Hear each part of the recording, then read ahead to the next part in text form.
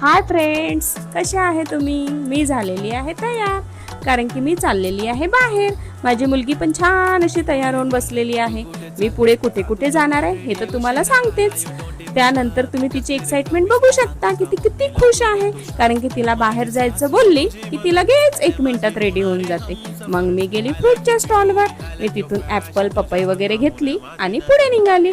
मग गेले मी भाजी मार्केटमध्ये. हा भाजी मार्केट तुम्ही बघत असाल की हा नागपूरचा खूप जुना भाजी मार्केट आहे आणि इथून मी नेहमीच भाजी वगैरे घेते. भाजीपाल्यामध्ये मी भाजी वगैरे घेतल्या आणि इथे तुम्हाला भाजीपाला वगैरे खूप फ्रेश मिळणार आणि जुना मार्केट असल्यामुळे मी नेहमी इथूनच भाजी मंडीमधूनच घेऊन जाते. त्यानंतर मी गेली माझ्या सासूकडे, माझ्या सासूला बघायला, कारण की माझ्या सासूच्या डोळ्याचं झालेलं होतं ऑपरेशन.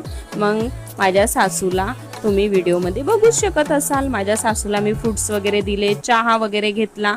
आणि ही लहान मुलगी तुम्ही व्हिडिओमध्ये बघत आहे, ही आहे माझ्या ननदबाईची मुलगी.